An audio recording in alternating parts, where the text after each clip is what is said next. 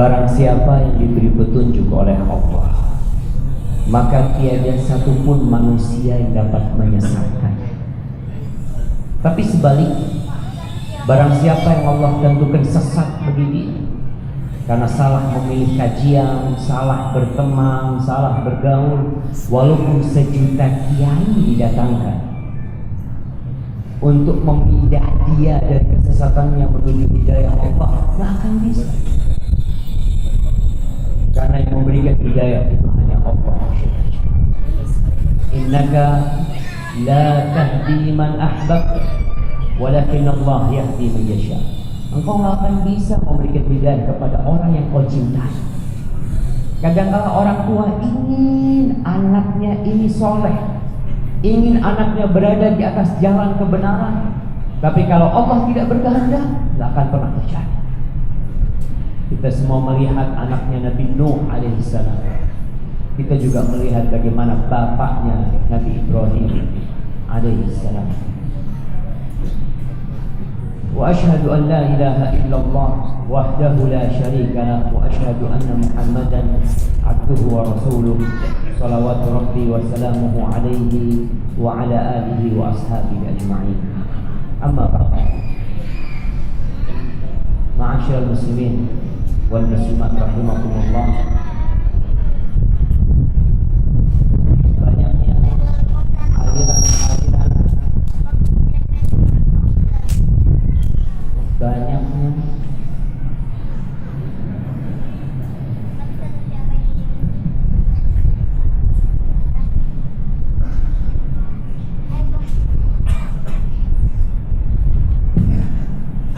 alhamdulillah, banyaknya aliran-aliran sesat di Indonesia ini.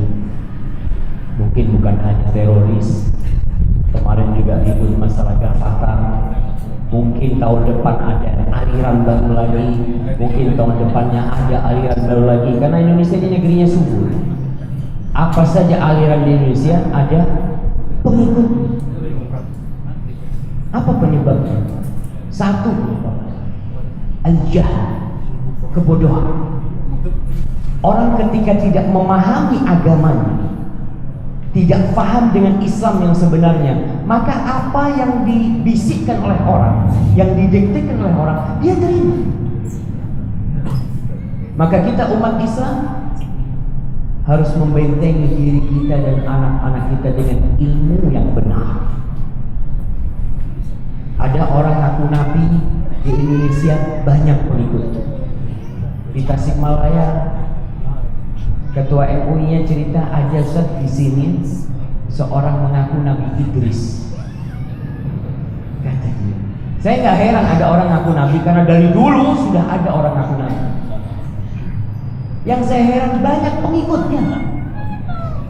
Kok bisa kok itu mengikuti orang yang jelas-jelas nggak waras, bertentangan dengan Al-Quran dan Sunnah Rasul SAW, masih ada pengikutnya. Maka dengan kita belajar dan memahami agama yang benar, insya Allah aliran-aliran itu akan bisa dihindarkan. Dan insya Allah Bapak polisi kita nggak capek lagi ngurusin yang teroris di sana, sampai Indonesia capek-capek bikin densus gara-gara munculnya aliran-aliran seperti itu. Dan harapan kita harus menyemarakkan kajian ilmiah yang berkaitan dengan agama kita, kajian yang mengkaji tentang Islam. Apa sih Islam ini sebenarnya? Baik, saya nggak mau bahas masalah itu, tapi harapan tadi sudah diharapkan kepada para kaum muslimin semuanya, bukan hanya di masjid ini, tapi di seluruh penjuru Indonesia, bahwa mereka juga bertanggung jawab menjaga stabilitas nasional. Negeri ini milik kita bersama. Negeri ini bukan miliknya Pak Polisi. Di negeri ini insya Allah anak cucu kita juga akan besar, akan tumbuh melanjutkan perjuangan kita. Kalau ternyata kita membiarkan orang-orang merusak negeri kita, kata Rasul sallallahu alaihi wasallam, la'anallahu man awa muhdithan. Allah melaknat seorang yang menyimpan atau melindungi pelaku kriminal. Dalam Islam itu dilaknat. Antum menyembunyikan pencuri, menyembunyikan perampok karena masih saudara, karena masih kerabat. Di Indonesia kan kalau kerabat yang menyembunyikan tidak dihukum, karena saudaranya dia berhak melakukan hal itu. Tapi dalam Islam dia dilaknat karena menyembunyikan pelaku kriminal. Yang menyembunyikan teroris, menyembunyikan apa saja, mereka akan dilaknat oleh Allah Jalla Jalaluhu. Maka semoga kita tidak termasuk orang-orang dilaknat oleh Allah. Tema kita sore hari ini, tanggal berapa hari ini? Tanggal berapa? Tanggal 20. Kita orang Islam. 20 Rabiul Akhir. Ingat, semua agama punya penanggalan dan kita harus bangga dengan kalender kita. Sebentar lagi orang-orang akan melaksanakan apa? Hari Raya Cina. Apa? Gongsi Aceh. Oke, mereka orang Cina, monggo, silahkan. Mereka punya peradaban sendiri. Kita nggak usah gangguin mereka. Yang saya heran, kita orang Islam pakai peradabannya orang non-Muslim. Yang kita tahu bahwa Masehi itu penanggalannya orang-orang Nasrani. Silahkan orang-orang Nasrani pakai penanggalan itu hak mereka. Tapi kita orang Islam punya penanggalan sendiri yang namanya Hijriah. Hari ini tanggal 20 Rabiul Akhir 1437 Hijriah. Tema kita pada hari ini sebenarnya nggak pas. Apa judulnya? Fantastic Four. Itu judulnya film. Masa judulnya pengajian kayak gitu? Tapi ya panitianya yang bikin. Kalau judul itu dipakai di SMA mungkin cocok. Karena anak-anak SMA itu memiliki tauladan-tauladan bintang film, aktor-aktor, bahkan film-film yang bohong. Antum ketika nonton film Fantastic Four, jangan nonton. Anak-anak itu seakan-akan percaya, dibohongin sama Hollywood. Wah, keren banget filmnya. Kemarin yang namanya Star Wars, di mana-mana orang pada nonton. Subhanallah, kok itu dibohongin dari awal sampai akhir, bohong. Tapi masya Allah, saya puas dibohongin. Ini sesuatu yang kita harus real. Kita hidup nyata di Indonesia. Gak ada Star Wars, gak ada Fantastic Four, gak ada Spider-Man, gak ada Batman, gak ada apa lagi. Yang ada bapak polisi, real. Mereka yang jaga keamanan kita ini bukan Batman. Cuma orang tuh dibohongi, ada orang-orang hero yang menyelamatkan negerinya. Bohong, polisi yang kerja itu. Antum, Allahu Akbar. Na'asyil muslimin rahimakumullah. Ingat, manusia itu suka mencontoh. Dia hidup ingin memiliki idola. Kalau dia salah memilih idola, nggak benar. Ada yang mengidolakan pemain bola. Pemain bola tuh sholat apa enggak? Yang muslim sholat. Tapi yang diidolakan pemain bola yang kafir, yang nggak pernah sholat. Bahkan dia taruh fotonya di kamarnya, bahkan dia pakai di bajunya nomornya. Itu nomornya milik muslim apa enggak? Kau muslim, kau harus bangga dengan keislamanmu. Kita ini hidup di Indonesia, jelas ada kebebasan beragama. Tapi ketika dicampur adukan agama, itu nggak boleh. Kita akan berbicara tentang 4 orang yang mungkin fantastik, tapi real, nggak bohong. Itu yang kebanyakan kita nggak tahu. Yang pertama, Abu Bakar Siddiq. Yang kedua, Umar bin Khattab. Yang ketiga, Utsman bin Affan. Dan yang keempat, Ali bin Abi Thalib radhiyallahu taala anhu ajma'in. Mereka 4 orang yang ditinggal mati oleh Rasul SAW namun mereka bisa merubah wajah dunia. Bukan cuma wajah sebuah negeri, tapi wajah dunia. Islam dulu tuh hanya di kota Madinah, kemudian sampai ke Mekah, sampai ke Yaman di masa Umar bin Khattab, sampai ke Mesir, sampai ke Palestina. Di masa Utsman bin Affan, Islam itu sampai ke Azerbaijan, sampai ke sana. Subhanallah. Apakah tidak pantas mereka disebut orang-orang yang fantastik? Mereka adalah Khulafaur Rasyidin. Seharusnya yang berbicara pertama ini Ustaz tadi tentang Abu Bakar dan Umar. Saya dapat bagian Utsman bin Affan dan Ali bin Abi Thalib. Tapi karena beliau sakit, semoga Allah menyembuhkan beliau dan menyembuhkan orang-orang Islam yang sakit semuanya. Maka antum yang punya gadget tuh dibuka Sahih Bukhari. Kan ada aplikasi kitab Sahih Bukhari, kitab yang paling sahih setelah Al-Qur'anul Karim. Semua kitab hadis, Bukhari, Muslim, ada sebutkan 6 buku hadis, kan kasih hadiah. 6 buku hadis yang menjadi pegangan Ahlus Sunnah wal Jamaah. Nah, Sahih Bukhari, Sahih Muslim, Sunan An-Nasa'i, Sunan Ibnu Majah, Sunan At-Tirmidzi atau Jami' At-Tirmidzi. Nah, Sunan Abu Dawud, barakallahu. Nah, jemaah, 6 kitab ini semuanya memiliki bab khusus tentang para sahabat. Karena sahabat Nabi itu orang-orang pilihan yang berjuang untuk Allah Jalla Jalaluhu.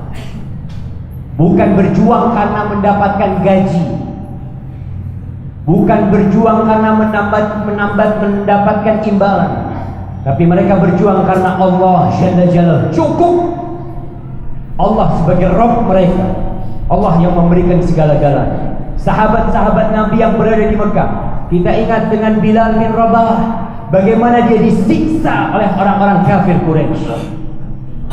Bilal cuma ngomong satu, Ahadun Ahad, Allah itu Esa, Allah itu satu. Apapun yang dilakukan oleh musuh-musuh Allah. Maka 6 kitab ini semuanya memiliki Kitabul Manaqib, Manaqibu Ashabin Nabi SAW, tentang keutamaan sahabat Nabi radhiyallahu taala anhu ajma'in. Baik, yang ada aplikasi Sahih Bukhari, antum paling tidak punya tuh aplikasi Sahih Bukhari bahasa Indonesia sudah. Maka paling tidak antum baca, antum kalau beli kitabnya itu mahal. Tapi kalau download aplikasinya kalau nggak salah gratis ya. Al-Imam Bukhari mengatakan bab qaulin Nabi sallallahu alaihi wasallam suddul abwab illa bab Abi Bakar. Nabi SAW bersabda, semua pintu di Masjid Nabawi ditutup kecuali pintu rumahnya Abu Bakar Siddiq. Jadi Masjid Nabawi dahulunya itu nempel dengan rumah penduduk. Semua penduduk yang tembok rumahnya nempel sama Masjid Nabawi, mereka lobangi, bikin pintu. Jadi kalau mau ke masjid langsung keluar dari rumah. Masya Allah, enak apa enggak enak? Sekarang banyak orang rumahnya depan masjid tapi sholat dari masjid. Para sahabat Nabi yang rumahnya jauh pun ke masjid, bukan hanya yang pintunya nempel ke masjid. Semua pintu rumah yang nyambung ke masjid suruh tutup sama Rasulullah SAW, kecuali pintu rumahnya Abu Bakar Siddiq. Ada apa? Kok semuanya ditutup, hanya pintunya Abu Bakar Siddiq? Para ulama berbicara itu isyarat bahwa yang akan menjadi khalifah setelah Rasulullah SAW adalah Abu Bakar As-Siddiq radhiyallahu taala anhu. Ma'asyiral muslimin rahimakumullah. An Abi Sa'id Al-Khudri, Imam Bukhari meriwayatkan sebuah hadis dari Abu Sa'id Al-Khudri radhiyallahu taala anhu. Khataba Rasulullah SAW. Nabi pernah ceramah di mimbar. Beliau lagi ceramah. Di antara yang beliau sampaikan, Innallaha khayyara 'abdan baina dunya wa baina ma 'indahu. Allah Jalla Jalaluhu memberikan pilihan kepada salah satu hambanya antara tetap hidup di dunia atau meninggal bertemu dengan Allah Jalla Jalaluhu. Fakhtara dzalikal 'abdu ma 'indahu. Hamba yang dikasih pilihan ini memilih siapa? Memilih Allah, memilih kenikmatan yang ada di sisi Allah. Fabaka Abu Bakar. Ini sepenuh Masjid Nabawi orang pada dengerin khusyuk. Yang nangis cuma Abu Bakar. Apa kata orang-orang? Fa'ajibna libukai. Kita heran, kok ini kenapa nangis? Nabi itu cerita ada hamba yang dikasih pilihan antara terus hidup atau dia meninggal dunia. Tuh hamba memilih di sisi Allah. Abu Bakar As-Siddiq radhiyallahu taala anhu mengatakan, ya Rasulullah, kita menjadi tebusan buat engkau. Ternyata yang dikasih pilihan siapa? Rasulullah SAW. Maka Rasul sallallahu alaihi wasallam mengatakan, inna min amanin nas alayya fi suhbatihi wa malihi Abu Bakar.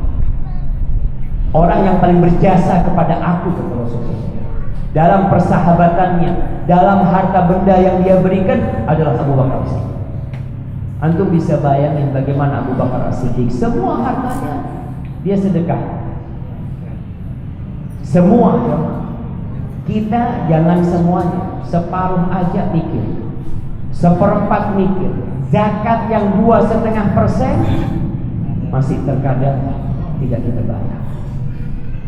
Abu Bakar Siddiq pernah datang kepada Rasulullah SAW dengan semua hartanya. Ya Rasul. Kemudian Rasulullah SAW mengatakan, walau kuntu muttakhidan khalilan lattakhadtu Abu Bakar. Andai kata aku mengambil seseorang sebagai kekasih, menjadikan seseorang sebagai khalil. Kita sering mendengar kata-kata Habib. Habib dan khalil lebih tinggi mana maqam? Khalil.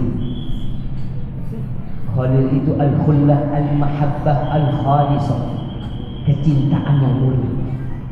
Rasul sallallahu alaihi wasallam andai kata menjadikan seseorang itu sebagai khalil, pasti akan dijadikan Abu Bakar. Tapi karena Allah sudah menjadikan Rasulullah sallallahu alaihi wasallam sebagai khalil, maka Nabi mengatakan, walakin ukhuwatul Islam wa mawaddah. Abu Bakar, engkau adalah saudaraku, dan kecintaan dalam Islam antara aku dengan engkau. Lalu Nabi mengatakan, la yabqayanna fil masjidi babun illa sud illa bab Abi Bakar. Semua pintu di masjid ditutup kecuali pintunya Abu Bakar Siddiq. Ma'asyar muslimin rahimakumullah, apa sih keutamaan Abu Bakar Siddiq? Sebutkan 5 keutamaan Abu Bakar Siddiq. Anda kasih hadis.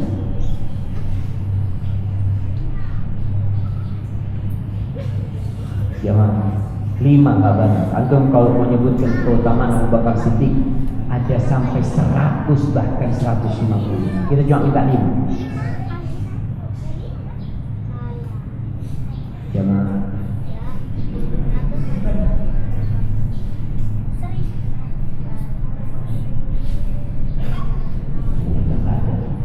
Oke, kita turun 4. Iya, di situ. Apa? Berdiri.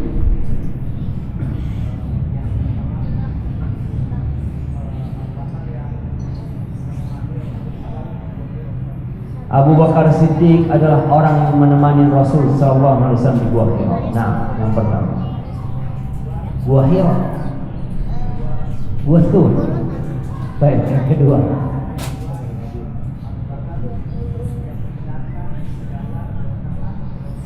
nah, lihat nih, nanti kita akan sampai ke hadisnya. Abu Bakar itu membenarkan semua sabda Rasul SAW. Gak pernah ragu-ragu. Ketika kejadian Isra Mi'raj, Isra Mi'raj. Siapa yang percaya Nabi bisa berangkat dari Mekah ke Masjidil Aqsa dalam waktu semalam? Nggak sampai semalam udah balik ke Mekah. Padahal orang-orang kafir kalau mau berangkat ke Masjidil Aqsa, ke Syam, ke Palestina, semoga Allah membebaskan Palestina dari tangan orang Yahudi. Ketika ke sana itu 1 bulan, bolak-balik 2 bulan. Baik. Itu. Nanti kalau udah duduk jangan keluar. Ketika orang-orang kafir Quraisy mendapatkan informasi itu, mereka berpikir punya bahan untuk menyesatkan orang Islam. Nih, Nabi kalian bohong. Mana mungkin bisa berangkat dari Mekah ke Masjidil Aqsa. Mereka datang ke Abu Bakar. Ya Abu Bakar, kau ingat tuh sahib ini? Za'ama sahibuka bahwa dia berangkat tuh ke Masjidil Aqsa terus baik lagi. Semalam, percaya? Lau qala dzalika la sadaq. Kalau itu dikatakan oleh teman, maka dia benar, jujur. Kata mereka, Abu Bakar, kau percaya? Inni u'minu bi khabaris sama. Aku beriman dengan berita yang turun dari langit. Masa cuma kayak gitu nggak percaya? Subhanallah. Maka Abu Bakar disebut as-siddiq. Yang ketiga,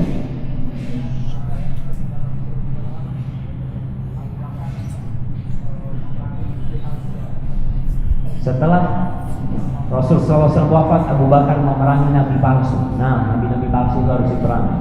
Jadi Polda harus memerangi nabi-nabi palsu, melanjutkan perjuangan.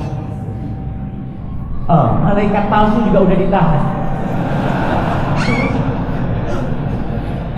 Ya Allah, benar-benar kacau negeri kita ini. Kalau ada malaikat gitu, itu Allahu Akbar. Tapi yang selanjutnya,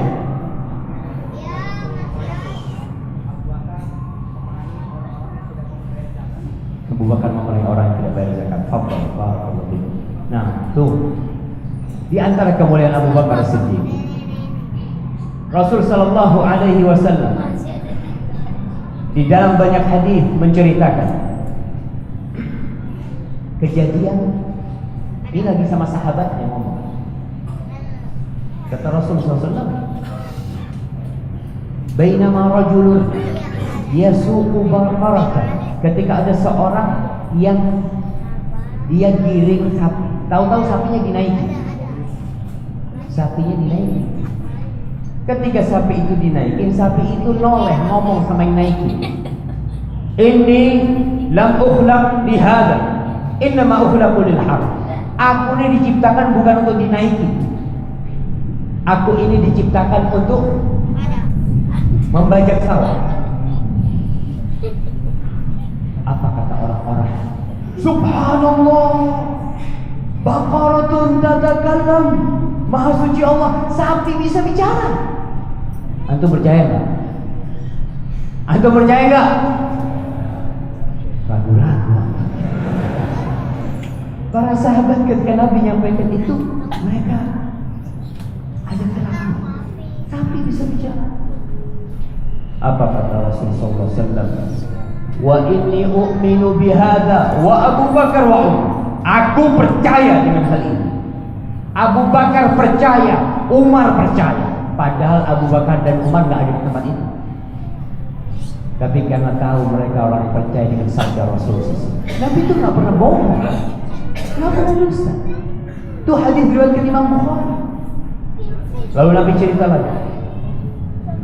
Bainama ra'in fi ghanamihi, ketika ada seorang pengembala kambing, fa idza bi, tahu-tahu ada serigala yang mengambil salah satu kambing, seekor kambing. Dikejar sama pengembala ini, ditarik tuh kambing. Bayangkan, serigalanya noleh ke orang. Ente gimana nanti? Kalau nggak ada yang mengembalakan kambing itu kecuali anak. Apa kata para sahabat lagi? Subhanallah, dhi'bun yatakallam. Subhanallah, serigala bisa bicara. Kata Rasulullah SAW, wa inni u'minu bihadza wa Abu Bakar. Aku beriman dengan kejadian ini. Abu Bakar juga beriman, Umar juga beriman. Padahal Abu Bakar dan Umar tidak ada. Kadangkala banyak hadis Rasul SAW yang kita dustakan karena nggak masuk. Contoh hadis yang diriwayatkan Imam Bukhari. Ini contoh sering diingatkan oleh Ustaz. Contoh kalau ada lalat masuk ke tempat minum. Idza waqa'a al-dhubabu fi ina'i ahadikum falyabis. Kalau ada lalat masuk ke tempat minum, tempat makan kalian, maka tolong dicelupi. Celupi itu melihat terus buang. Kenapa? Fa inna fi ihda janani hada wa fi ukhra syifaa.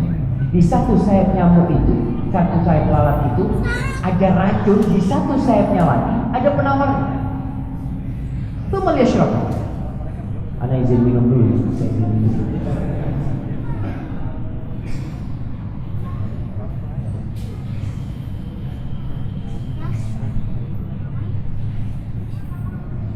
Terus antum percaya masak lalat yang kotor dari tempat sampah, dari kotoran masuk ke air, suruh minum, terus suruh minum.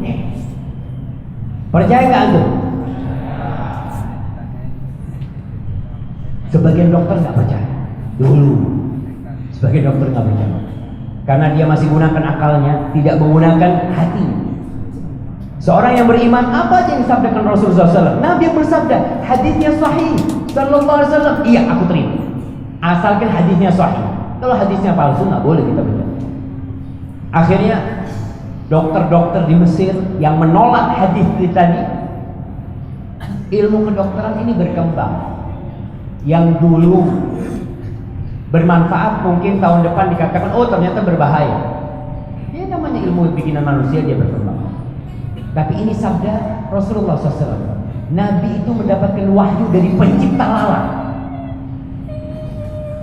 Setelah dikaji oleh kedokteran, alat-alat semakin canggih, mereka pelajari ternyata benar bahwasanya lalat itu ketika nyebur, dia itu nggak tenggelam, dia itu di atas gitu. Dan dia tidak mengeluarkan penawarnya, tapi dia itu termasuk salah satu cara membela diri, menyelamatkan diri dia tebarkan racunnya. Ketika dicelup, mau tidak mau, salah satu sayap yang ada penawarnya dia lepas penawar. Dan ketika diangkat, air itu layak diminum. Dokter-dokter pada percaya. Percaya sama hasil penelitian atau percaya dengan Rasul SAW? Hasil penelitian. Kok nggak percaya sama Rasul SAW? Sedangkan seorang mukmin percaya. Abu Bakar As-Siddiq percaya dengan semua yang disabdakan oleh Rasul SAW. Ali bin Umar radhiyallahu taala anhu, Ibnu Umar meriwayatkan, dia berkata, "Kunna nukhayyiru bainan nas fi zamanin Nabi sallallahu alaihi wasallam. Fa nukhayyiru Abu Bakar, thumma Umar, thumma Utsman radhiyallahu." Di zaman Abu Bakar Siddiq, di zaman Rasul sallallahu alaihi wasallam, kita ini ngobrol di antara teman-teman kita, tanya siapa sih orang yang paling baik di antara umatnya Nabi Muhammad SAW. Maka kita bersepakat yang paling baik adalah Abu Bakar, kemudian Umar, kemudian Utsman. Subhanallah. Itu kesaksian para sahabat. Anak jadi nggak bisa pegang ini karena berkeringat jamaahnya. Baik, alhamdulillah.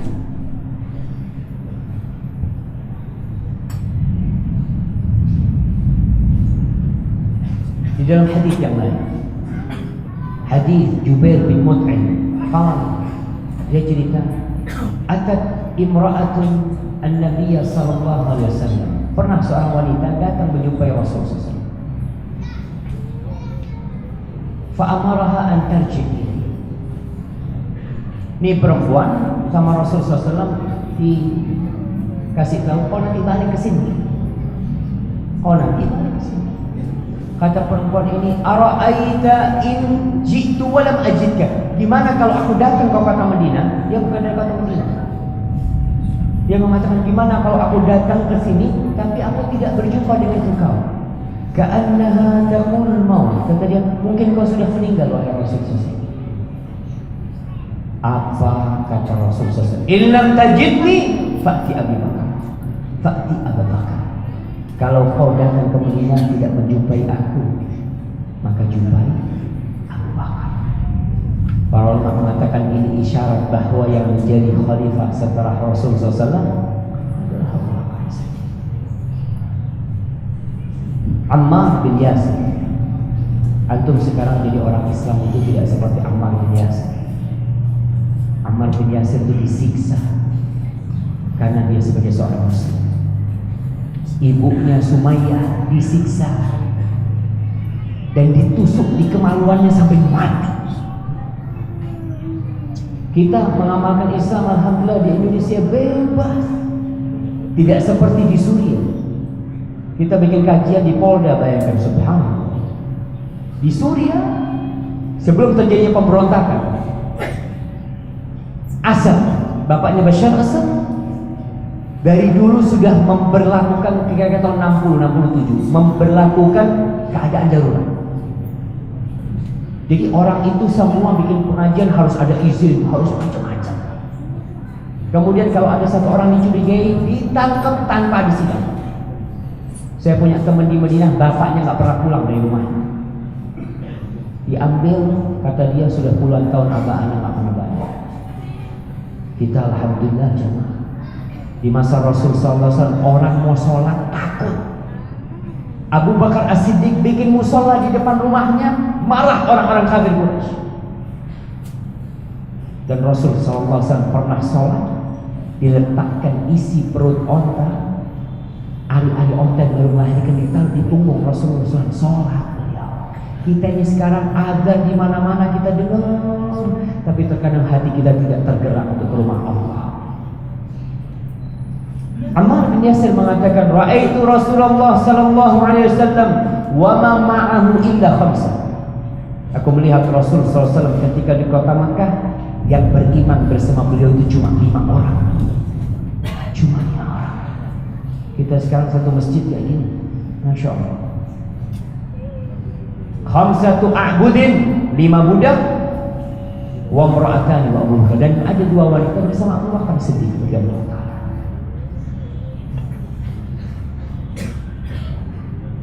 Kita pindah ke Umar bin Khattab. Siapa Umar bin Khattab? Oke, Anda mau kasih hadiah. Beda umurnya Abu Bakar dengan Rasul SAW berapa tahun? Nah, ada yang jauh berapa tahun? Nah, berapa? 3 tahun. Hampir 3 tahun. Antum kurang sama betul. Mana jemaah? Mana menjawab? 4 tahun antum. 2 enggak, 3 enggak, 4 bisa. 2 tahun setengah. Masih ada ya? 2 tahun setengah kira. Maka Abu Bakar Siddiq menjadi khalifah setelah Rasul SAW 2 tahun setengah, kemudian meninggal dunia. Berapa umurnya Abu Bakar Siddiq meninggal dunia? 63 tahun Hijriah. Antum sekali lagi jangan ngomong, ente umurnya berapa? 63. Seperti Rasul SAW. Dah sama. Nabi 63 Hijriah, engkau 63 Masehi. Sudah lebih tua dari Rasul SAW. Umar bin Khattab bedanya 10 tahun dengan Rasul SAW. Bukan 10 tahun, 13 tahun kira jamaah, atau 12 tahun setengah. Umar masuk Islam ketika umurnya 26-27 lebih. Umurnya Umar bin Khattab radhiyallahu ta'ala. Semua sahabat Nabi masuk Islam muda, nggak ada yang tua. Semuanya di bawah umur 40 tahun. Karena anak muda itu berbeda dengan orang tua. Antum lihat, orang tua itu lebih kuat memegang tradisi daripada anak muda.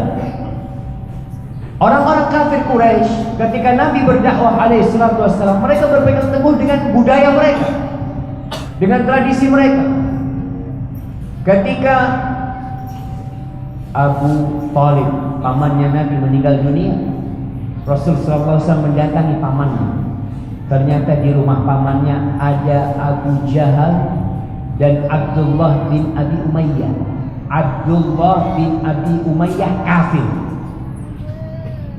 Ya, orang-orang kafir itu percaya sama Allah. Cuma mereka punya tradisi syirik. Mereka itu tawaf, haji, mereka ke Mina, Arafah, wukuf, mereka melakukan itu semua. Allah mengatakan wala in sa'altahum man khalaqas samawati wal ard la yaqulunna Allah. Kalau kau tanyakan kepada mereka siapa pencipta langit dan bumi, apa jawaban mereka? Allah. Tuh patung-patung yang di Ka'bah, patung-patung nggak bisa menciptakan apa-apa. Kita yang bikin tuh patung. Mereka percaya hal itu. Terus kenapa? Kok nyembah patung? Ya hanya sekedar perantara supaya lebih dekat sama Allah. Ma na'buduhum illa liqarribuna ila Allahi zulfa. Itu keyakinan mereka. Maka kalau ada orang Arab namanya Abdullah, ada. Bapaknya Nabi Abdullah. Belum kenal Islam pada waktu itu. Abdullah bin Abi Umayyah bersama Abu Jahal datang ke situ. Ini pamannya Nabi udah tua. Umurnya sudah di atas 70 tahun. Rasul sallallahu alaihi wasallam datang mengatakan kepada pamannya, "Qul ya am, paman, tolong kau katakan la ilaha illallah. Kalimatan uhajju laka biha indallah." Sebuah kalimat yang aku akan berjuang untukmu pada hari kiamat di sisi Allah, bahwa kau sudah masuk Islam. Dalam kondisi seperti itu, Abu Jahal dan Abdullah bin Abi Umayyah, orang-orang kafir juga berdakwah. Katanya, Abu Thalib, atarghabu an millati Abdul Muttalib? Apakah engkau benci dengan ajaran bapak Abdul Muttalib? Nih, berbicara tentang tradisi nenek moyang. Orang tua itu sangat berpegang teguh dengan Rasul SAW kembali mengulangi, qul la ilaha illallah. Tapi Abu Jahal dan Abdullah bin Abi kembali mengulangi hal itu. Atarghabu an millati Abdul Muttalib, sampai akhirnya meninggal dalam kondisi dia di atas agamanya Abdul Muttalib. Berkaitan dengan Umar bin Khattab. Umar bin Khattab masih muda dan dia benci dengan Islam. Dia punya kekuatan untuk menghancurkan Islam. Bahkan dia ingin membunuh Rasul SAW. Tapi anak muda itu labil jiwanya. Maka tatkala sampai dakwah Islam kepada dia, subhanallah, Umar lancang mengatakan asyhadu an la ilaha illallah wa asyhadu anna Muhammad Rasulullah sallallahu alaihi wasallam. Apa kemuliaan?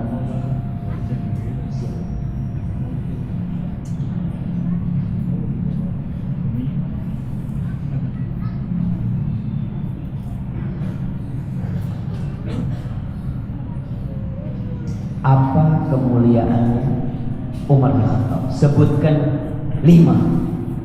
Masya Allah, yang siap disangkakan. Apa? Berdiri.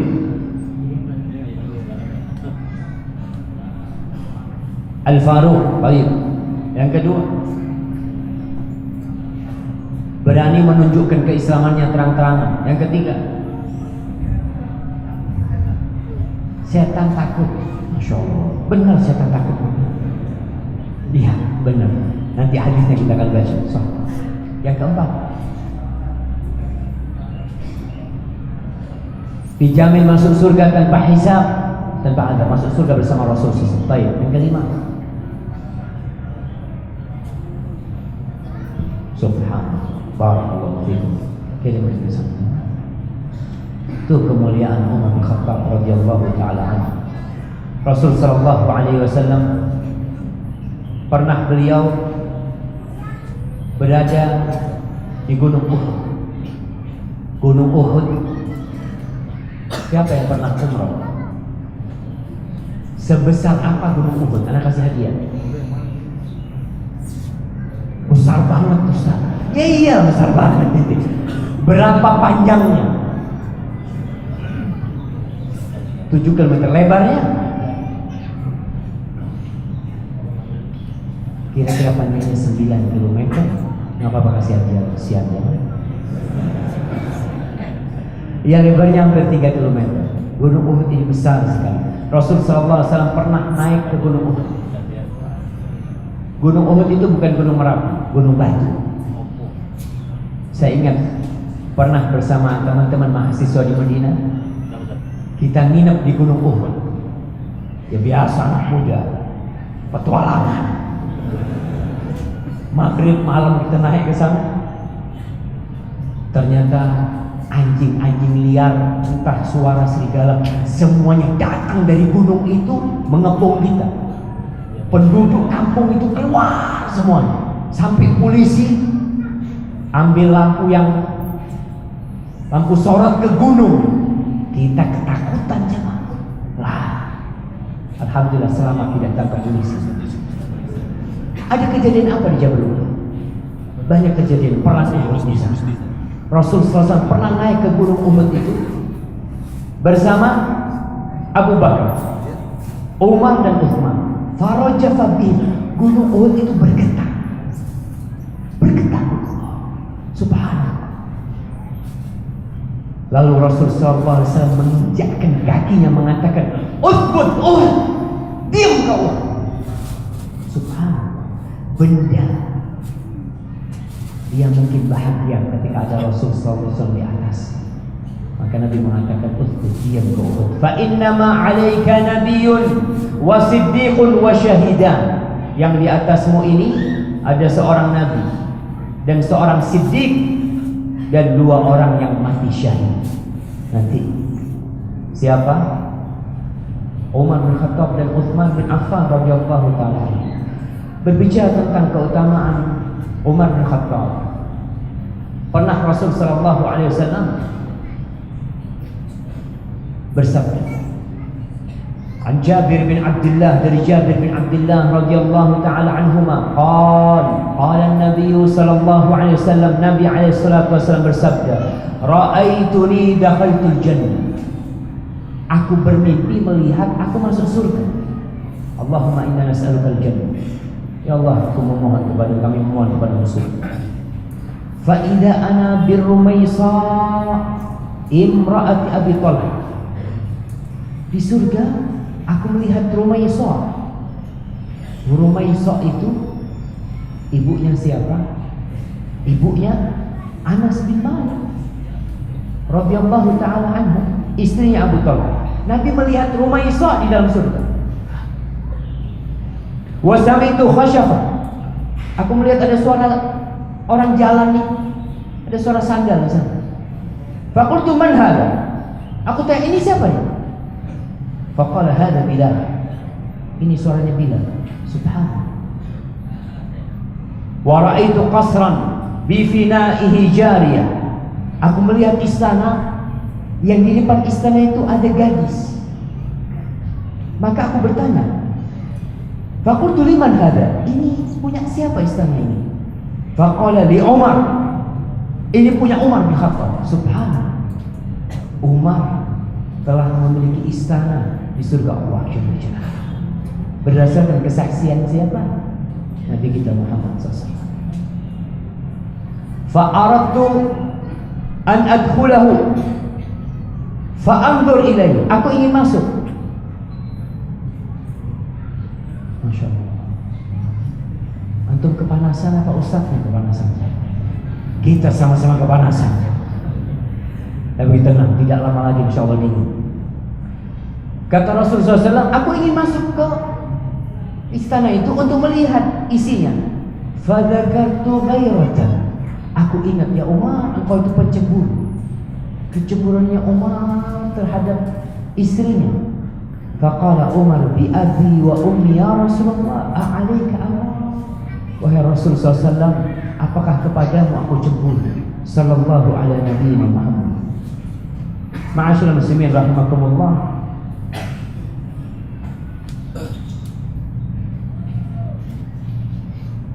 Kata Abdullah bin Mas'ud, dia bercerita kisah di Mekah, bagaimana kondisi umat Islam yang hina, yang dibantai oleh orang-orang kafir Quraisy.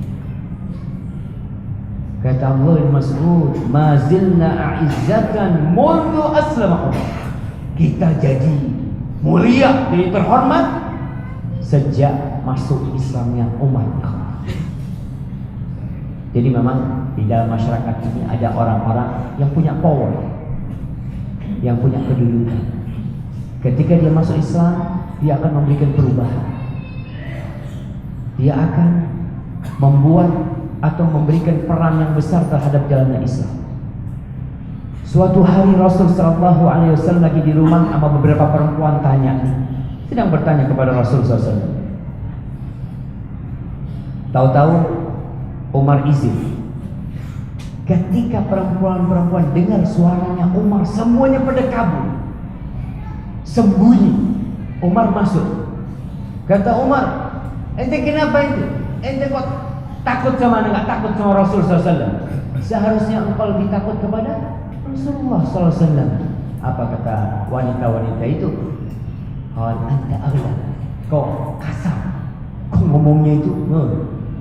Kata itu perempuan marah Umar. Rasul sallallahu alaihi wasallam ketawa ketika perempuan ngomong seperti itu kepada Allah.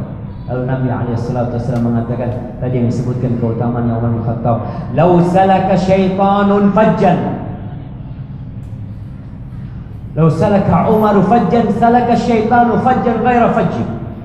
Kata Rasulullah SAW, "Ya Umar, kalau kau lewat jalan, umpamanya Umar tuh lewat jalan sini, setan itu nggak berani berpapasan dengan Umar, dia cari jalan lain. Padahal Umar nggak kelihatan sama setan, tapi setan takut sama Umar bin Khattab radhiyallahu taala anhu. Ini diantara kemuliaan Umar bin Khattab. Dan Rasul sallallahu alaihi wasallam telah menjaminkan untuk Umar bin Khattab dia masuk surga. Apa bisa diterima kalau muncul manusia-manusia yang mengatakan Umar itu kafir, Umar itu masuk neraka? Kita lebih percaya dengan Rasulullah SAW daripada dengan ucapan orang-orang. Baik, berlanjut ke Utsman bin Affan. Tinggal satu tadi. Sebutkan 5 keutamaan Utsman. Itu udah angkat tangan, gak apa-apa di belakang. Fadhah. Nah, yang pertama,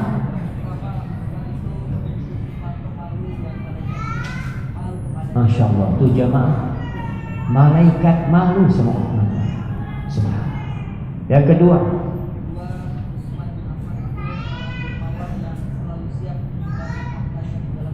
Allahu Akbar. Nah, Utsman itu tidak pelit, banyak harta yang diberikan untuk Rasulullah SAW. Dan Utsman sampai hari ini punya wakaf, kebun dan sumur, yang itu wakafnya Utsman bin Affan. Umurnya 1437 tahun. Sampai hari ini tetap pahalanya ngalir ke Utsman bin Affan. Kita tahu di antara amalan yang tidak putus adalah sedekah jariyah. Baik, selanjutnya. Sahabat yang dijamin masuk surga.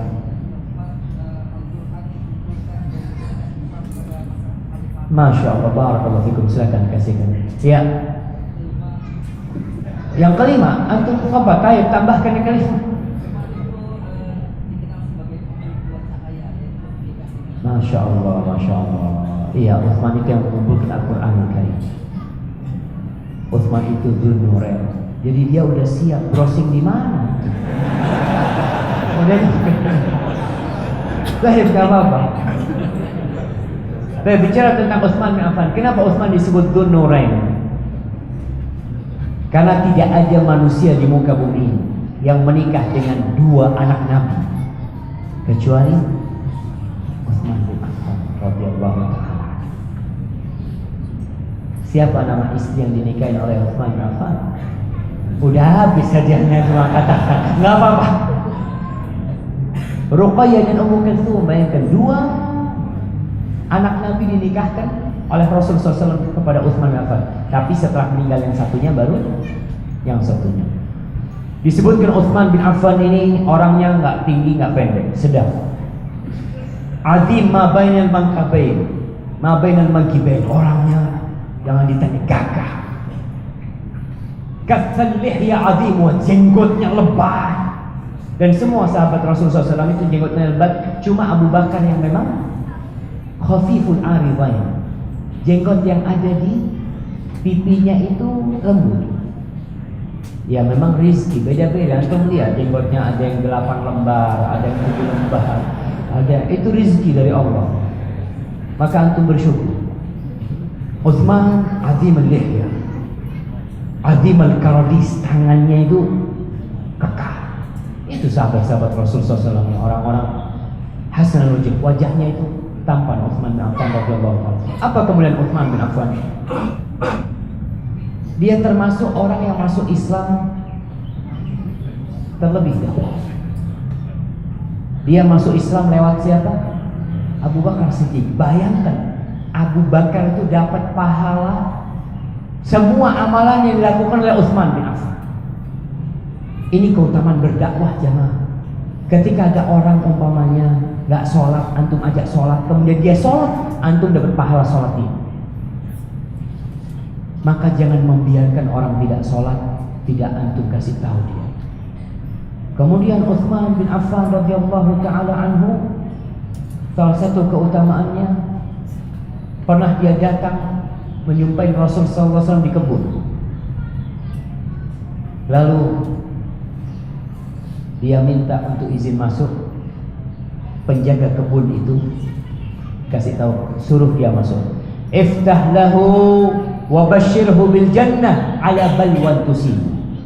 Bukakan bagi dia pintu dan kasih dia kabar gembira masuk surga, tapi dengan musibah yang menimpa dia. Di antara Utsman tadi disebutkan masalah malunya ya. Rasulullah SAW ketika duduk di rumahnya, ada Abu Bakar masuk, tersingkap paha Rasulullah SAW, dibiarin. Masuklah Umar, dibiarin. Ketika Utsman izin masuk, Rasulullah SAW membenahi duduk. Itu yang tersingkap ditutup. Maka Aisyah radhiyallahu taala anha bertanya, "Ya Rasulullah, dakhala Abu Bakar. Abu Bakar masuk, kau biasa. Umar masuk, kau juga enggak peduli. Tsumma dakhala Utsman, fajalasta wa sawaita thiyabak." Kemudian Utsman masuk, kau duduk dan memperbaiki pakaianmu. Apa kata Rasulullah SAW? Ala astahi min rajulin tastahi minhul malaikat. Apa aku enggak malu dari seorang yang malaikat malu sama dia? Subhanallah. Kalau Umar bin Khattab syaitan takut, kalau Utsman bin Affan malaikat malu kepada Allah. Berbicara tentang kedermawanan Utsman, dalam hadis riwayat Tirmidzi, Utsman bin Affan ketika perang Usrah, perang Tabuk, Nabi ketika itu minta kepada para sahabatnya untuk memberikan donasinya. Karena perang itu perjalanan 700 km di musim panas yang sangat terik.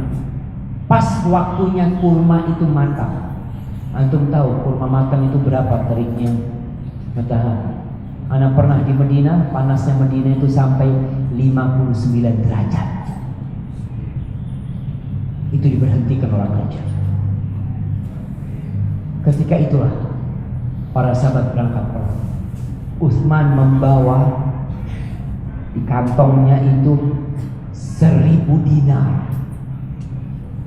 1000 dinar itu kalau sekarang 4 kilo 4 kilogram emas plus 1/4 kilo, 4.250 gram. Itu yang dibawa oleh Utsman. Berapa miliar sekarang? 2,3 miliar kasihkan ke Rasulullah SAW. Nabi SAW ketika itu Utsman membawa dan dibuka sama Utsman dari kantongnya. Ini Rasulullah SAW. Rasulullah SAW mengambil uang itu dibolak-balik sama Rasulullah mengatakan ma darra Utsman ma amila ba'dal yawm. Setelah yang dilakukan Utsman ini nggak akan berbahaya apapun yang dikerjakan oleh Utsman bin Affan radhiyallahu taala. Kemudian Utsman bin Affan, ingat, dia dijanjikan mati syahid sebagaimana dalam hadis Umar bin Khattab ketika di atas Jabal Uhud. Dan betul, Utsman bin Affan mati syahid pada tahun 36 Hijriah. Itu awal munculnya Khawarij, yang sekarang ISIS, nenek moyang mereka itu Khawarij. Mereka tidak suka dengan pemerintahan Utsman. Jadi memang peralihan dari pemerintahannya Umar bin Khattab ke pemerintahannya Utsman itu membuat orang jadi ingin menguasai. Di masa Umar bin Khattab, Umar tuh pegang pecut kalau jalan, nggak ada yang berani. Di masa Utsman bin Affan, Utsman ada perbedaan karakter. Utsman itu lembut orangnya, malaikat malu. Dia itu bagi-bagi duit, dia masya Allah berikan kemudahan. Di awalnya nggak ada masalah. Di akhir pemerintahan Utsman bin Affan mulai itu orang-orang Khawarij, orang-orang yang punya pemikiran mengkafirkan pemerintah pada waktu itu pemerintahan Utsman bin Affan dan melihat pemerintahnya nggak adil. Lalu dia berontak berdasarkan mesti ada provokatornya. Siapa provokatornya? Abdullah bin Ubay, Abdullah bin Sabah, Abdullah bin Sabah al-Yahudi. Ingat, tidak bisa dipungkiri, orang-orang Yahudi ketika itu ya sampai hari kiamat mereka benci dengan Islam. Mereka ingin menghancurkan Islam. Ketika tidak bisa menghancurkan Islam dari luar, perang nggak bisa, maka mereka menghancurkan Islam dari dalam. Salah satunya itu benih-benih teroris yang ada sekarang itu bermula dari Khawarij. Sudah muncul di sana.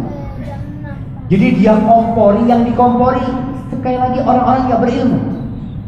Jadi orang-orang kampung yang jauh-jauh dari pemerintahan Islam itu yang dikompori. Kita tahu tuh Utsman nggak adil tuh. Utsman melakukan ini. Gimana nih pemerintahnya kayak gini? Akhirnya berkumpul beberapa orang ke Madinah untuk berontak. Penduduk Madinah ketika itu bersiap-siap untuk membela Utsman bin Affan, tapi Utsman mengatakan jangan. Sudah, nggak perlu dikucurkan darah. Dan pada akhirnya Utsman bin Affan tewas meninggal dunia dibunuh oleh orang-orang Khawarij. Yang sekarang seperti ISIS sekarang kita lihat, pemahaman mereka kurang lebih sama. Semua yang tidak mau bergabung dengan mereka, semua yang tidak cocok dengan mereka kafir, dan kalau kafir darahnya halal. Jadi pengeboman terjadi itu prosesnya panjang. Proses pertama pencucian otaknya. Nih orang nih kayak gini nih, nggak adil, tidak melakukan syariat, itu kafir. Kalau kafir darahnya halal. Kalau kau membunuh dia masuk surga. Berangkat. Kenapa? Masuk surga. Subhanallah. Itu yang terjadi dengan Utsman. Dan Utsman meninggal dunia dalam kondisi sedang membaca Al-Quranul Karim ketika itu ya. Radhiyallahu ta'ala anhu. Dan di masa Utsman bin Affan ini Islam telah sampai ke negeri-negeri yang jauh sekali. Karena di masa Utsman penaklukan Islam itu telah sampai tadi disebutkan ke Azerbaijan, sampai ke Afrika.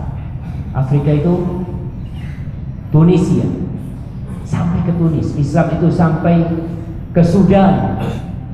Islam itu sampai ke Kubrus, Pulau Kubrus, pulau apa? Siprus ya namanya. Apa? Siprus. Itu udah sampai Islam ke sana di masanya Utsman bin Affan radhiyallahu taala. Kalau Syam sudah selesai. Kemudian pada tahun ke-36 dia juga dibunuh oleh orang-orang Khawarij. Mulai sudah muncul tuh orang-orang yang mengkafirkan, orang-orang yang membunuh siapa yang tidak cocok buat dia lagi. Selesai masa Utsman bin Affan dilanjutkan oleh Ali bin Abi Thalib. Siapa yang tahu dalam keutamaannya Ali bin Abi Thalib? Nggak ada hadiahnya. Tahib nggak apa-apa, ini angkat tangan dulu, berdiri ya. Apa keutamaan Ali bin Abi Thalib? Nggak apa-apa, itu jangan ketawa cuma. Alhamdulillah ilmu itu dibaca. Tafadhol. Dia adalah khalifah yang keempat. Yang kedua, subhanallah nih, Ali itu sosok pemberani jemaah. Dia siap mati menggantikan Rasul SAW di tempat tidurnya ketika orang-orang kafir datang mau bantai Rasul SAW. Ali tidur di sana. Radhiyallahu ta'ala. Yang ketiga, Allahu Akbar, menikahi Fatimah binti Rasulullah SAW. Yang keempat, dia main masuk surga. Yang kelima, anak-anak yang pertama kali masuk surga. Nanti panitia kasih hadiah. Mana panitia? Kok menghilang panitianya? Ya, antum minta sama panitia. Baik, itu keutamaan Ali bin Abi Thalib. Ali ini sosok yang pemberani, dan Rasul SAW memberikan kesaksian bahwasanya Allah dan Rasulullah cinta kepada Ali bin Abi Thalib. Bagaimana kisah Ali bisa menikahi Fatimah? Masya Allah, putri yang paling cintai Rasul SAW. Pernah Fatimah itu dilamar oleh Abu Bakar Siddiq. Apa kata Rasul SAW? Innaha saghira. Fatimah itu kecil, nggak pas buat engkau. Antum kalau melamar anaknya orang, mertua ngomong, aduh dia masih kecil. Antum jangan ngomong, saya tunggu Pak. Antum itu ditolak, artinya ketika diomongin masih kecil berarti antum ditolak. Dan ditolak Abu Bakar Siddiq. Kemudian dalam hadis riwayat Al-Baihaqi, ada salah satu kerabatnya Aliyah, ada perempuan maula, dia bekas muda yang dibebaskan. Dia ngomong, Ali, kau tahu enggak? Inna Fatimah tukhtab. Fatimah itu sudah dilamar, ada yang ngelamar dia. Dia terus, tapi nggak diterima. Kau coba ngelamar dia. Aduh, aku ngelamar Fatimah, punya apa aku? Miskin, Ali bin Abi Thalib. Mahar apa yang aku akan diberikan kepada putri Rasul SAW, putri yang paling dicintai oleh Rasulullah SAW? Ya, kau cobalah terus dikompori ya sama tuh perempuan. Akhirnya Ali berangkat, datang ke Rasulullah SAW. Assalamualaikum. Duduk. Ali duduk, ditanya sama Rasulullah SAW, alaka hajah? Ali, kau ada perlu? Gak bisa ngomong, itu bayangkan gimana mau ngelamar ini Maya. Ali, kata Ali, gak keluar suara satu pun dari mulutku. Nabi tanya lagi, alaka? Ali, kau ada perlu gak? Bengong jalan sampai ketika, kau ada perlu gak? Gak bisa jawab. La'allaka takhtubu Fatimah, kau mungkin datang melamar Fatimah. Iya Rasulullah SAW. Ya udah, Nabi yang buka tidak. Baik, kau punya apa? Orang kalau nikah harus ada maharnya. Nggak punya apa Rasulullah SAW tadi. Aina dir'ukal hutamiyah? Mana baju perangmu yang disebut dir hutamiyah? Kata Rasul, ada Rasulullah SAW. Tapi itu harganya cuma 400 dirham. Mana pantas buat putrimu? Kata Rasulullah SAW, aku kawinkan engkau dengan mahar biar ukal hutomi. Di tempat itu dikawinkan. Selesai. Masya Allah. Tapi orang kalau mau nikah kan harus walimah. Ali nggak punya duit, walimah dari mana dia? Akhirnya tuh baju besinya diserahkan kepada Fatimah sebagai mahar. Ya, ada sahabat-sahabat Ansor yang bantu Ali, 1 ekor kambing seberapa, dan Ali akhirnya berusaha untuk cari tambahan duit. Orang mau kawin itu butuh modal kan? Bukan cuma modal apa bonek, bondo nekat. Ali tahu dia butuh modal. Makanya akhirnya dia dikasih sama Nabi 1 ekor onta yang sudah tua. Dan dia mendapatkan 1 ekor onta tua ketika perang Badar. Jadi dia punya 2 ekor unta tua yang biasa digunakan untuk ngangkut barang-barang. Akhirnya dia bekerja sama dengan salah seorang di Madinah itu untuk cari idkhir, rumput idkhir. Rumput itu yang biasa digunakan untuk ya untuk atapnya rumah, ya. Seperti itu. Berangkatlah Ali dengan 2 ekor onta. Diparkir ontanya di depan rumahnya orang Ansor. Ali berangkat cari.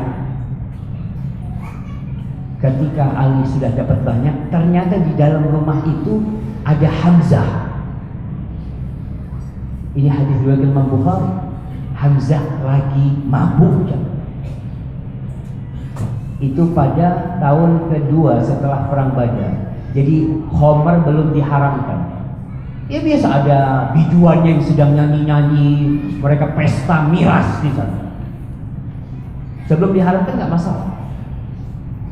Si penyanyinya ini melihat ada 2 ekor onta di depan sana, maka Hamzah dikompori supaya Hamzah menyembelih 2 ekor onta itu. Bangun Hamzah, dia keluarkan pedangnya, diputus punuknya onta itu 2. Ya orang mabuk. Kemudian jantungnya, hatinya onta itu diambil sama Hamzah. Udah dibawa ke dalam. Ali udah bawa idkhir, lihat darah berceceran, ontanya sudah mati, nangis Ali. Kata dia, nggak tahan air mataku netes. Aku tanya, siapa yang melakukan ini? Hamzah, lagi mabuk di dalam. Hamzah pamannya Ali, nggak berani Ali sama pamannya. Aduh, kita lihat laporan ke Rasul SAW dengan wajah dan air mata yang menetes di wajahnya. Ya Rasulullah, nih Hamzah bikin ulah nih Hamzah. Nabi langsung berdiri, diambil selendang jalan menuju ke rumah itu. Minta izin masuk ke rumah. Nabi SAW mengasih tahu Hamzah, oh itu gimana melakukan hal ini? Orang mabuk ya. Dilihat kakinya Rasul SAW. Kemudian dilihat pusarnya. Kemudian dilihat wajah. Apa kata Hamzah? Hal antum illa abidun li abi. Kalian ini semua adalah budaknya bapakku. Oh, ini orang mabuk, kata Rasulullah SAW. Ya udah, ditinggal sama Rasulullah SAW.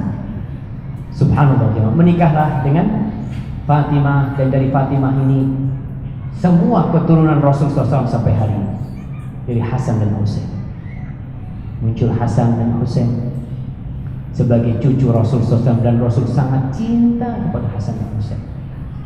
Ketika Rasul SAW hendak bermubahalah dengan orang-orang Nasr, Najran, itu yang dipanggil Hasan, Husain, Fatimah, dan Ali bin Abi Thalib. Ali memiliki keutamaan yang banyak sekali, dan Ali berjuang. Namun akhirnya Ali juga mati di tangan orang-orang Khawarij, orang-orang teroris. Mungkin bahasa sekarang terorisnya, dulu bahasanya Khawarij. Mereka mengkafirkan Ali, mengkafirkan Utsman bin Affan, kemudian mereka bertindak membunuh Ali bin Abi Thalib radhiyallahu ta'ala. Ali tewas pada tahun 40. Pada tahun 40 dari hijrahnya Rasulullah sallallahu alaihi wasallam. Para jamaah, mungkin itu yang bisa kita kaji pada kesempatan kali ini. Apabila itu benar itu dari Allah Jalla Jalaluh, kalau ada yang salah dan kurang berkenan itu dari diri saya sendiri, Allah dan Rasul yang terbebaskan dari kesalahan itu. Mungkin kita masuk ke sesi tanya jawab di sini.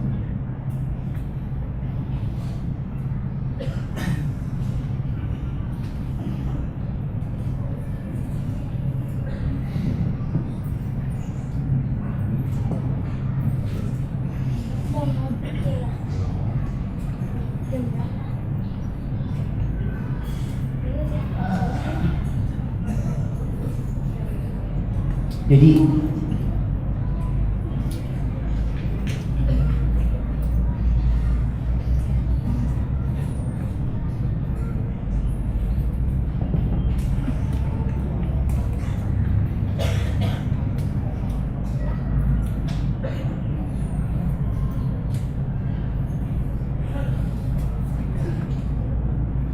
ini ada pertanyaan tentang apakah Polri sudah tahu dengan kesesatan Syiah umpamanya. Insya Allah mereka tahu, karena MUI bekerja sama dengan Polri juga, insya Allah. Dan kita melihat fatwa MUI juga, insya Allah sudah sampai kemana-mana. Ya, semoga Allah Jalla Jalla menyelamatkan negeri kita dari aliran-aliran seperti mereka yang membantai umat Islam di Suriah. Jadi kalau kita melihat Ahlus Sunnah wal Jamaah itu yang ada di Suriah dibantai oleh ISIS, dibantai oleh pemerintahan Bashar Assad, dibantai oleh Syiah. Mereka benar-benar berkumpul semua, dan apalagi sekarang semua berusaha untuk membunuh mereka. Kita hanya bisa berdoa memohon kepada Allah, semoga Allah menjaga kaum muslimin yang berada di Suriah dari Ahlus Sunnah wal Jamaah yang ada di sana, dari kejahatan semua sektor-sektor yang ada di sini. Nah, insya Allah beberapa bulan ke depan istri Ana melahirkan anak pertama. Mohon saran nama untuk anak-anak kelak, nama laki-laki dan perempuan. Tuh tadi ada 4 nama lelaki: Abu Bakar, Umar, Utsman, Ali. Nama perempuan ada Fatimah, ada Aisyah, ada Ummu Kalthum, ada Ruqayyah, Hafsah. Kadang-kala kita ini cari nama, Ustaz, saya minta nama buat anak saya yang tidak ada di Indonesia. Kasih nama apa yang nggak ada di Indonesia aja, yang salah satu hak anak kita mendapatkan nama yang indah, ya. Nama yang indah, kasih nama yang indah anak kita. Itu nama sahabat-sahabat Rasulullah SAW. Jangan kasih nama anak Ronaldo. Nggak boleh, Ustaz. Itu namanya orang kafir. Kau kan ingin anak muslim masuk surga.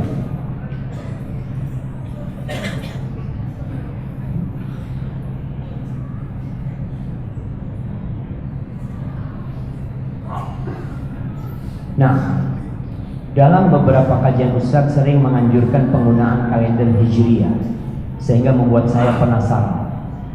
Ada apa dengan kalender Masehi? Lalu saya coba transit kata Masehi di Google. Di Google Translate dari bahasa Indonesia ke bahasa Inggris, ternyata artinya adalah Kristian atau Kristen. Nah, Masihi itu artinya Kristian, karena mereka Masihi disebut adalah orang-orang Nasrani. Pertanyaan saya adalah bagaimana hukum menggunakan kalender Kristen pada masa Rasulullah SAW dan masa Khulafaur Rasyidin, mengingat kalender Masehi atau Masihi atau Al-Masih atau apa nih adalah tahun Anno Domini, yang artinya adalah tahun Tuhan kami. Yesus Kristus telah ada lebih dahulu. Lalu bagaimana kita menyikapi pada masa kini, karena sampai mati pun di kuburan kaum muslimin tetap menggunakan tahun Kristen dan misalnya. Subhanallah jemaah. Perlu diketahui bahwa bangsa Arab ketika di masa Rasulullah SAW tidak punya kalender. Mereka tidak punya kalender tahun, mereka bulan punya. Inna iddatash syuhuri 'indallah 12 syahran fi kitabillah yauma khalaqas samawati wal arda minha arba'atun hurum. Di surat At-Taubah Allah mengatakan sesungguhnya bilangan bulan di sisi Allah pada hari penciptaan langit dan bumi tertulis adalah 12 bulan. 4 bulan adalah bulan haram. Ini bulan adalah Muharram, Safar, Rabiul Awwal, Rabiul Tsani, Jumadal Ula, Jumadal Tsaniyah sampai akhir. Bagaimana di masa Rasulullah SAW? Apakah mereka menggunakan kalender Masehi? Karena kita tahu orang-orang Kristen sudah ada sebelum Islam. Nabi Isa alaihissalam diklaim lahir pada tahun pertama Masehi.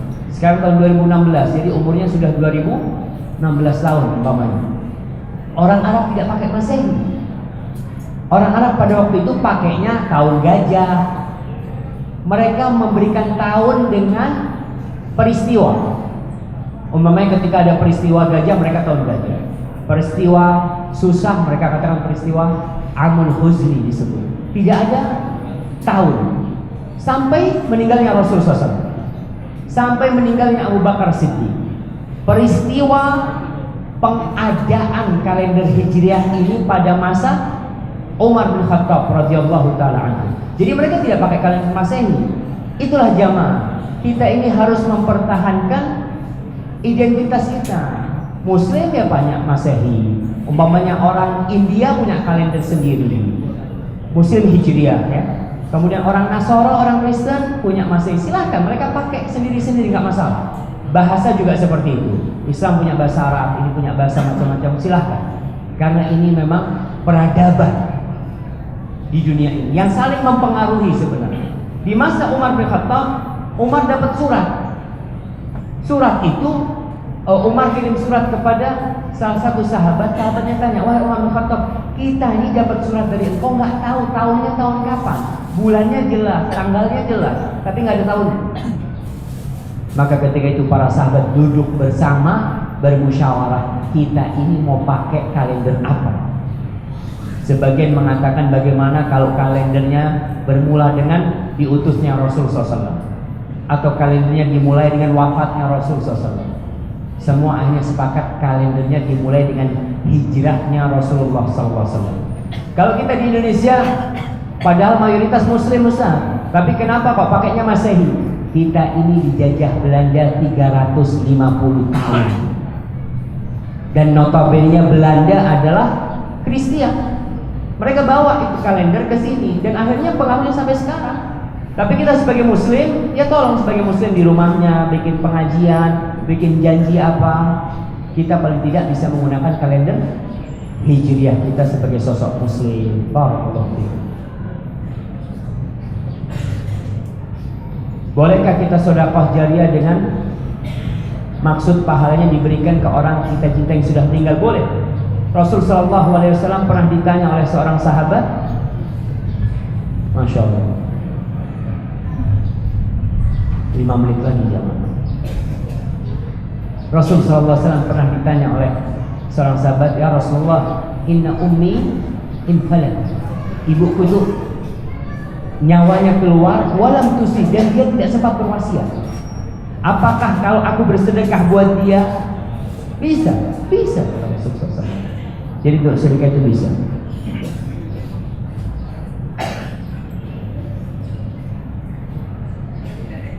Saya bujangan. Saya kira judul Fantastic Four adalah poligami. 4 istri. Jadi semangat ke sini. Mohon nasihatnya biar kami yang bujangan agar fantastik dalam menuntut ilmu. Masya Allah. Jadi kalau urusan kawin itu Masya Allah semangat orang-orang. Insya Allah untuk masalah poligami besok kita habis asar akan ngaji di Blok M Square ya. Apa judulnya? Ustaz, aku ingin poligami. Iya, judul gitu ya. Insya Allah kita bahas masalah poligami. Antum menuntut ilmu itu, yang pertama jalannya antum ke sini mengantarkan antum ke surga. Ibu-ibu rame banget di atas. Kenapa? Oh, dari tadi nggak kedengaran. Pas masalah poligami kedengaran. Wallahu a'lam bishawab. Baik jemaah, ana lihat ini pertanyaan dari ibu nih supaya adil nih kita. Soalnya antum lihat ya, wanita itu indah, kertasnya indah, kertasnya, tulisannya Masya Allah.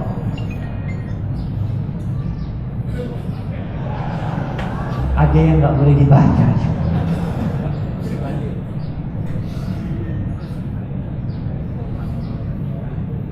Aduh, ini ada yang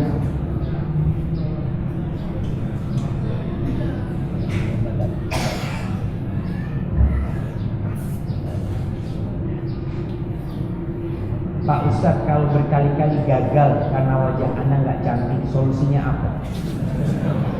Berdoa sudah, usaha sana sini sudah, minta doanya ya Ustadz. Ya, Anda doakan semoga cepat nanti mendapatkan jodoh ya. Ada yang mau nikah di sini? Nanti hubungin panitia insyaallah. Gitu Pak. Jadi para wanita memang kesian, dia menanti. Ingat jodoh itu rezeki dari Allah. Anti berusaha berdoa, kencengin doa. Mungkin anti tidak akan mendapatkan pasangan hidup di dunia, tapi Allah akan berikan pasangan hidup kepada anti kelak di akhirat yang lebih indah dari semua lelaki yang ada di sini. Insyaallah. Barakallahu fikum. Ini apaan nih Bang?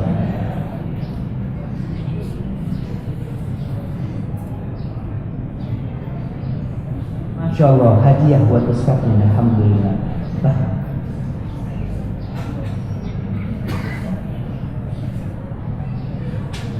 Ustaz, saya sudah rajin datang kajian salah, tapi sampai saat ini suami saya belum mau berjamaah ke masjid. Mohon doanya Ustaz agar suami saya mau belajar ngaji dan mau ke masjid. Subhanallah, ini ujian bagi saya. Ada yang suaminya baik, istrinya nggak baik. Ada yang istrinya Masya Allah, suaminya nggak baik. Itu ujian dalam kehidupannya. Maka bagaimana tugas istri? Berusaha memperbaiki suami dengan cara yang santun. Berikan nasihat kepada dia dengan cara surat. Kita tulis surat kepada ibu, tulis surat kepada suaminya, mohon sama suaminya. Mungkin ibu-ibu punya buku tentang sholat berjamaah ya. Fadilah sholat berjamaah, datang ke suaminya. Bang, aku nemu buku nih bang.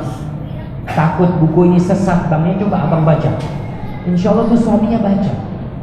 Tapi kalau ibu ngomong sama suaminya, bang, abang itu sudah tua, sudah bau kuburan, baca nih buku. Berantem macam seperti itu. Nasihat yang baik buat suaminya. Hadza wallahu a'lam bishawab. Jemaah, sekali lagi kita doakan negeri kita. Kita doakan Bapak Presiden kita, Bapak Jokowi dan wakilnya, semoga Allah senantiasa membimbing mereka ke jalan yang benar. Negeri kita dijaga dari segala makar orang-orang yang ingin menghancurkan negeri kita ini.